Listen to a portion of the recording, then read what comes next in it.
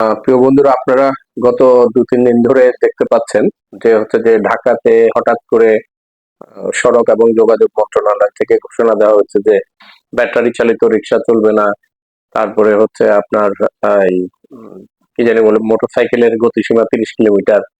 এই ধরনের অনেক আজগুবি এবং হচ্ছে যে অবাস্তব প্রস্তাবনা যোগাযোগ মন্ত্রণালয় থেকে এসেছে।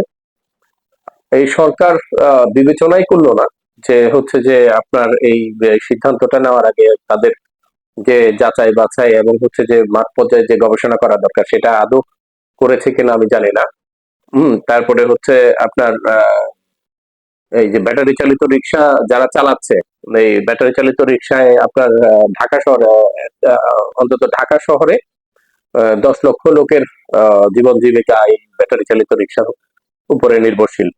তাহলে এই যে শুধু ঢাকাতে 10 লক্ষ মানুষ যে বেকার হয়ে পড়লো, তাদের সংসার, তাদের জীবন জীবিকা কি হবে? তাদের বিকল্প কোনো কর্মসংস্থানের চিন্তা ভাবনা না করে গভর্নমেন্ট যে আচানক যে সিদ্ধান্তটা নিয়েছে, এই সিদ্ধান্তটা কতটুকু যৌক্তিক হয়েছে এটা মানে আসলে মানে ভাবনার বিষয়। আপনারা জানেন যে আমাদের দেশে করোনা পরবর্তী যে সময়টা, ওই সময়টাতে প্রায় 3 কোটির উপরে শিক্ষিত বেকার, অর্ধশিক্ষিত এবং অশিক্ষিত বেকারের সংখ্যা মিলিয়ে প্রায় 5 কোটির উপরে হয়ে যাবে।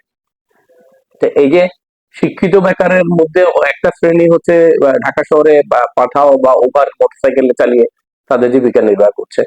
আর একটা অংশ অটো রিক্সা বা ব্যাটারি চালিত রিক্সা চালিয়ে তাদের সংসার নির্বাহ করছে। ব্যাটারি চালিত রিক্সা বা অটো রিক্সা যারা চালাচ্ছে তারা অনেকেই হচ্ছে উচ্চ মাধ্যমিক পর্যন্ত পড়াশোনা করে পরবর্তীতে আর চাকরি বাকরি না পেয়ে তারা এই পেশায় চলে এসেছে। তো আমাদের আমার যেটা মনে হয় যে হচ্ছে যে গভর্নমেন্ট তার বিভিন্ন ধরনের আর্থিক কেলেঙ্কারি, অর্থনৈতিক সংকট এবং ডলার সংকট থেকে শুরু করে তাদের বিভিন্ন লুটপাট এবং অনাচারকে ধামাচাপা দেওয়ার জন্য একের পর এক ঘটনার অবতারণা করছেন। সেটা হচ্ছে এই যে এখন যদি অটোরিকশা বন্ধ করে দেওয়া, মোটরসাইকেলের গতিসীমা 30 কিলোমিটার করে দেওয়া, গাড়ির গতিসীমা নিয়ে, তো এই যে অযৌক্তিক এবং অবাস্তব যে কল্পনা প্রসূত চিন্তা ভাবনা দিয়ে গভর্নমেন্ট তার সিদ্ধান্তগুলো জনগণের উপর চাপাচ্ছে, এটাতে যেটা হবে সেটা হচ্ছে একটা অস্থিতিশীল অবস্থা সৃষ্টি হবে। তখন মানুষ কি করবে? মানুষ হচ্ছে যে এই দিক থেকে দৃষ্টিটা চলে যাবে অন্যদিকে। তো এইটাই হচ্ছে যে গভর্নমেন্টের একটার পর একটা ঘটনার জন্ম দেওয়া, একটার পর একটা ঘটনার ক্রিয়েট করে মানুষকে ব্যতিব্যস্ত রাখা এবং নিজেদের মতো করে নিজেরা লুটপাট অবাধ ভাবে চালিয়ে যাওয়া। আমরা যেটা মনে করি, আমি যেটা মনে করি সেটা হচ্ছে যে এই যে বাংলাদেশের পুরো বাংলাদেশে 50 থেকে 60 লক্ষ শিক্ষিত অর্ধশিক্ষিত বেকার এই ব্যাটারি চালিত অটো রিক্সা এবং ব্যাটারি চালিত এই রিক্সা চালিয়ে তাদের জীবন জীবিকা নির্বাহ করছে। তো তাদের বিকল্প চিন্তা না করেই আপনি হঠাৎ করে ঘোষণা দিলেন যে হচ্ছে যেগুলো বন্ধ হয়ে যাবে।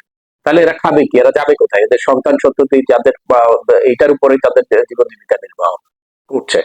তা আমার মতে হচ্ছে যে আপনারা এই সিদ্ধান্তটা নেওয়ার আগে অন্তত আপনাদের এই কাজটা করা উচিত ছিল যে হচ্ছে আপনারা এই তাদেরকে একটা বিকল্প কর্মসংস্থানের অথবা বিআরটিএ একটা লাইসেন্সিং ব্যবস্থা করতে পারতো যে হ্যাঁ, আমরা হচ্ছে যে ব্যাটারি চালিত রিক্সা চালালে এই লাইসেন্স নিতে হবে এবং হচ্ছে যে এই গতির লিমিট মধ্যে তাদেরকে রিক্সা চালাতে হবে বা অটো রিক্সা গুলো চালাতে হবে। তাহলে যেটা হতো সেটা হচ্ছে যে গভর্নমেন্টেরও একটা রাজস্ব আয় হতো, আর এতগুলো লোক এক রাতের মধ্যে বেকার হয়ে পড়তো না। তো এই যে বেকারের বোঝা বাড়িয়ে দেশে অবাধে এখন আবার নতুন করে এই যে লোকগুলো কোথায় যাবে, কি খাবে, কি হবে? চুরি বাড়বে, চিন্তায় বাড়বে। অলরেডি ঢাকা শহরে চিন্তা এবং চুরি যে হারে বেড়েছে, তাতে এই চিন্তা এবং চুরি আরো বাড়ার প্রবণতা দিন দিন বৃদ্ধি পাবে বলে আমার মনে হয়। তো আসলে কোনো ধরনের জরিপ বা কোনো ধরনের না করে, চিন্তা ভাবনা না করে এটা করাটা মনে হয় ঠিক হয়নি। আর বিকল্প কর্মসংস্থানের ব্যবস্থা না করে তাদের জীবন জীবিকার উপরে যে খড়গ বা বিপর্যয়ের মুখে ঠেলে দেওয়া হয়েছে।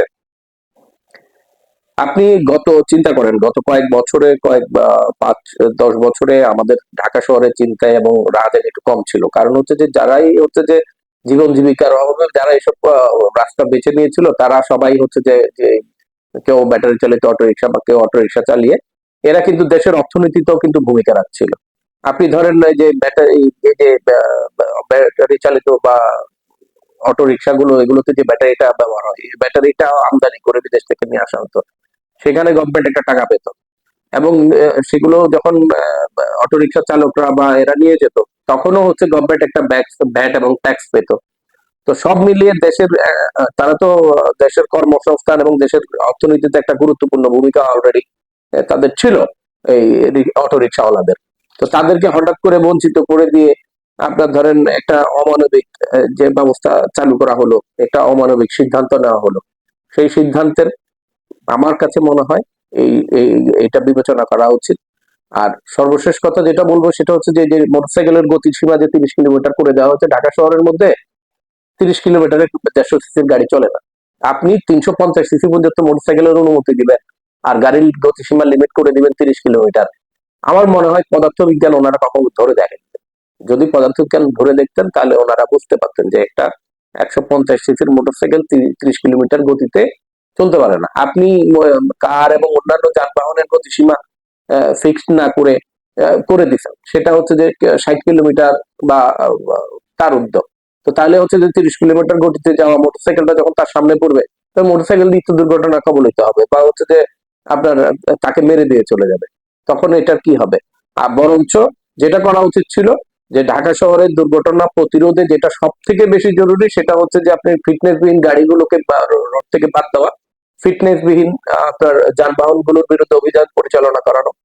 সেই সক্ষমতা গভর্নমেন্টের নেই, কারণ গভর্নমেন্ট জানে যে ফিটনেসবিহীন বাস ধরতে গেলে তাদের দলের লোকজনই সব হচ্ছে যে সমস্ত ফিটনেস গাড়িগুলোকে রাজপথে চালাচ্ছে। তো তাদের ওই যে গা বাঁচতে বলে না, লোক বাঁচতে গা উজাড়। তো ওই অবস্থায় পড়ার ভয়েই গভর্নমেন্ট এখন হচ্ছে যে সাধারণ মানুষ, সাধারণ খেটে খাওয়া মানুষ, এবং যারা বেকার, শিক্ষিত বেকার যুবকরা যারা সামান্য এই মোটরসাইকেল চালিয়ে তারপরে হচ্ছে যে অটোরিকশা চালিয়ে জীবিকা নির্বাহ করতো, তাদের পেটে মানে লাথি মারার ধান্দায় নেমেছে। তো আমি আশা করি যে তাদের বোধোদয় হবে, শুভ বুদ্ধির উদয় হবে, এবং তারা হচ্ছে যে এই সিদ্ধান্ত থেকে ফিরে আসবেন, এই সিদ্ধান্ত তারা প্রত্যাহার করবেন, এবং বিকল্প একটা ব্যবস্থা না করা পর্যন্ত অটোরিকশা চালকদেরকে অটোরিকশা চালাতে দেবেন। এই বলে আমি আমার বক্তব্য শেষ করছি। ধন্যবাদ সকলকে, আপনারা সবাই ভালো থাকবেন। আর আমার চ্যানেলটা যদি ভালো লাগে আপনারা সাবস্ক্রাইব করবেন। ধন্যবাদ সকলকে।